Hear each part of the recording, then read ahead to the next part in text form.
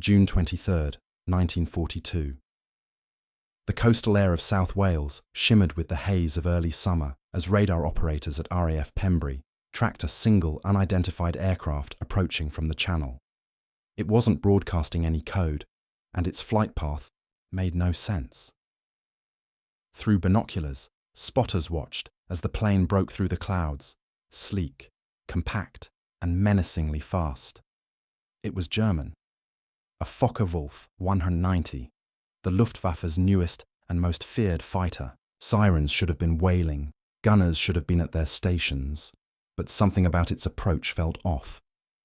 The pilot wasn't attacking, he was landing. The fighter settled onto the grass runway with surgical precision, its propeller slowing to a soft whine as it rolled to a stop near the control tower. The canopy slid open, and a young German officer climbed out, confusion etched on his face. For a moment, he looked around calmly, until the colour drained from his skin. The aircraft parked beside him weren't Messerschmitts. They were Spitfires. The men sprinting toward him weren't comrades in grey. They were British airmen in blue. In that frozen instant, Oberleutnant Armin Faber understood the truth. He wasn't in occupied France. He had just landed in enemy territory and handed Britain what its intelligence services had been praying for: an intact Focke-Wulf 190. The fighter that had been dominating Europe's skies for months had just switched sides, not through battle, but through a single, fatal mistake. For months, Allied pilots spoke of a German fighter that seemed almost supernatural, faster, stronger, deadlier than anything in the skies. The first time Royal Air Force squadrons encountered it over France in late 1941, they couldn't believe what they were seeing. The aircraft appeared out of the sun, rolled effortlessly through attacks, and vanished in dives that no Spitfire could follow. When the smoke cleared, experienced pilots, men who had survived the Battle of Britain, were gone. The mystery machine was the Focke-Wulf 190, a short-nosed radial engine fighter that would soon rewrite the rules of aerial combat. By the spring of 1942, the FW-190 had become a symbol of dread across Allied bases. Squadron leader Johnny Johnson, who would later become Britain's highest-scoring ace, recalled barely escaping one of his first encounters. "It moved like nothing we'd ever fought," he said. The Spitfire Memcafi, Britain's frontline fighter at the time, simply couldn't compete. The German machine outrolled, outclimbed, and outfired everything the Allies had. The statistics told the same story. In the first half of 1942, RAF losses over France spiked sharply.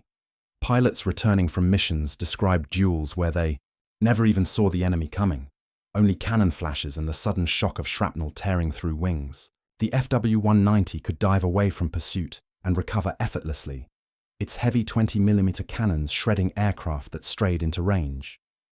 By the time American pilots began arriving in Britain with their P-47 Thunderbolts, they'd already been warned. "Don't turn with the 190. Don't dive with it.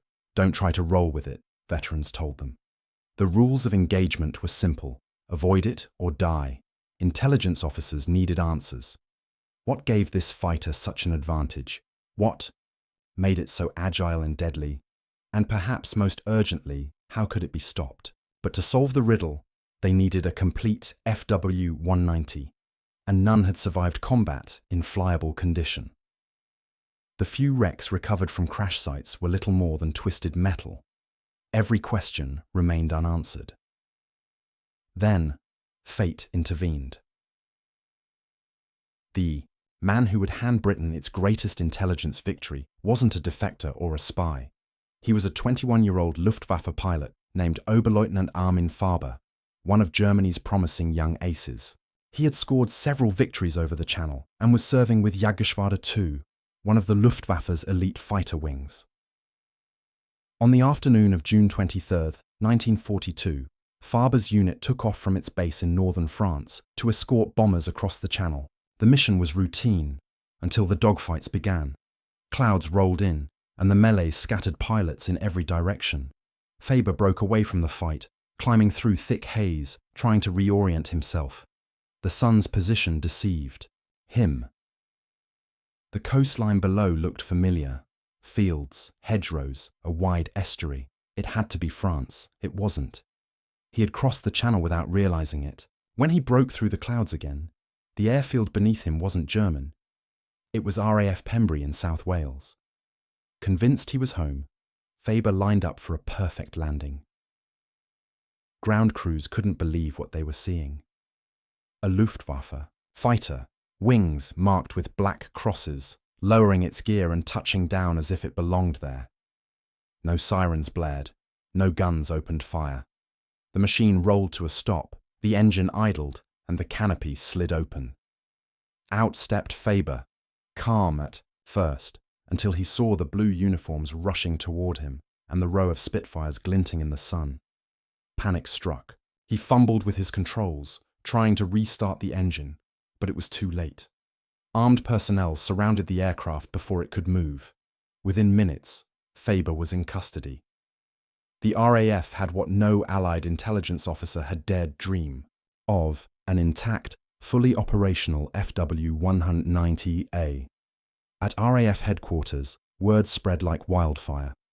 Air Chief Marshal Sholto Douglas, head of Fighter Command, ordered the plane sent immediately to the Royal Aircraft Establishment at Farnborough for testing. It was escorted under heavy guard, its markings photographed and catalogued. For the first time, Allied engineers could see their enemy's technology up close. Within 48 hours, the German fighter was stripped, measured, and examined from spinner to tail. What they found stunned even the most seasoned engineers. The FW-190 wasn't just fast, it was brilliantly designed for combat. Where the Spitfire embodied grace and fluidity, the German aircraft represented ruthless practicality. Its BMW 801 radial engine produced 1,700 horsepower, giving it immense acceleration. But more importantly, its control system allowed pilots to roll the aircraft almost instantaneously. That roll rate, the ability to flip from one bank to the other in fractions of a second, made it nearly untouchable in a dogfight. British test pilot Captain Eric Brown later recalled his first flight in the captured plane. You didn't fly it, you thought it, and it moved. The FW-190's guns were equally terrifying. 4 20mm cannons and 2 7.92mm machine guns were concentrated near the fuselage, allowing devastating accuracy. A single 2-second burst could rip apart a Spitfire. It was no wonder Allied pilots had been dying in droves. But as the tests continued, something else emerged. Weaknesses. The aircraft's radial engine, while powerful, lost efficiency above 20,000 feet. Its cooling system struggled in thin air, and its weight, which made it stable in dives, also reduced maneuverability in long-turning fights. At last, intelligence officers began to see patterns, where the FW-190 excelled and where it faltered. The RAF's next move would turn that knowledge into strategy. And soon, the Americans would join them in rewriting how the air war was fought. When word of the captured fighter reached Washington, American aviation engineers could hardly believe it. The Focke-Wulf 190 had become a legend, a nightmare told in every pilot's briefing room. Now, at last, they would see it up close. In August 1942, test pilots from the US Army Air Forces arrived at Farnborough to study the aircraft that had been terrorizing Europe's skies. Major Cass Howe, one of the first Americans to fly the captured 190, recorded every detail. His report, later distributed to squadrons across England, was brutally concise. Below 20,000 feet, it owns the sky. Above 25,000, we own it. That single observation reshaped Allied doctrine. From that point forward, American Thunderbolt and Mustang pilots were instructed to take the fight high. The German machine thrived at low altitude, where its roll rate and acceleration were unmatched. But climb above the thin blue line, and its power began to fade. The massive BMW engine wheezed. Its cooling flaps strained. The aircraft that had once been unstoppable suddenly became predictable prey. Training manuals were rewritten. New tactics emphasized high-altitude interception, diving attacks, and vertical maneuvering. Pilots were told never to engage a 190 in a flat turn. Instead, drag it upward, where its controls stiffened and its speed became its own enemy. Those who learned these lessons survived. Those who didn't return. The intelligence, windfall didn't just change tactics. It shaped the very design of future fighters. Engineers at Wright Field in Ohio studied the captured aircraft meticulously. They analyzed its control harmony, its gun placement, even the layout of its cockpit, everything optimized for efficiency in combat. American designers borrowed those ideas for the P-47 Thunderbolt and later the P-51 Mustang, improving roll response and control balance to match the agility they had once feared. Across the Atlantic, RAF squadrons received detailed technical bulletins explaining how to counter the FW-190. Pilots were drilled in mock combat exercises designed to exploit its weaknesses. The once invincible German fighter was no longer a phantom menace. It had become a known quantity, understood, catalogued, and beatable. By late 1943, the change was visible in the skies. Spitfire Mach 9s, with upgraded Merlin engines, could now match the FW-190 at most altitudes. American bomber escorts flying high above occupied Europe began to reverse the kill ratio. For the first time, Luftwaffe pilots found themselves outmaneuvered by opponents who seemed to anticipate their every move. German ace Josef Pips Priller, one of the Luftwaffe's best, noticed it too. In his flight journal that winter, he wrote, "They've learned. They no longer chase us into rolling scissors. They climb. They wait. They know."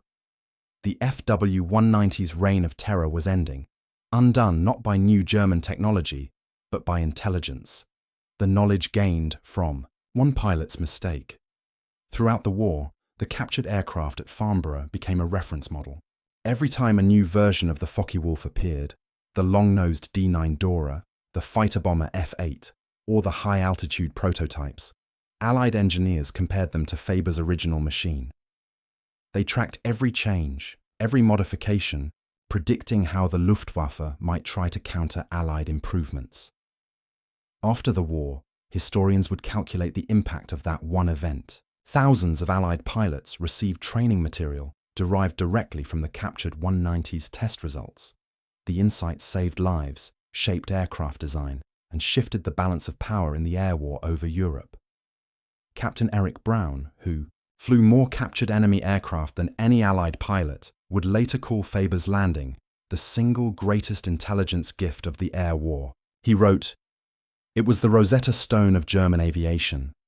Once we had it, their secrets were open to us.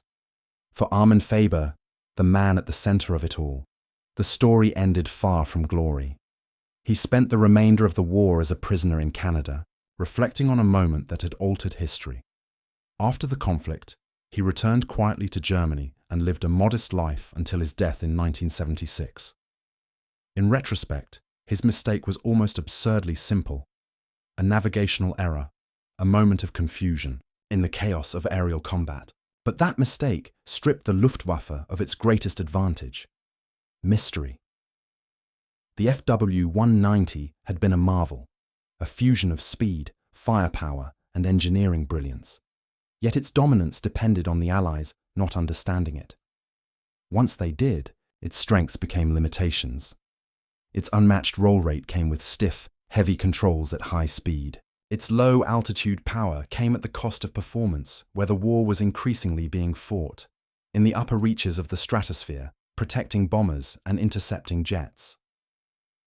The Focke-Wulf 190 remains, even today, one of the finest fighters ever built, a machine that defined an era of engineering ambition. But its legend is inseparable from the irony that brought it down. One pilot's disorientation turned a secret weapon into a textbook. In the calculus of war, victory doesn't always come from the biggest gun or the fastest engine. Sometimes it arrives quietly, in the form of a confused pilot, a wrong turn, and a perfect landing on the wrong side of a coastline.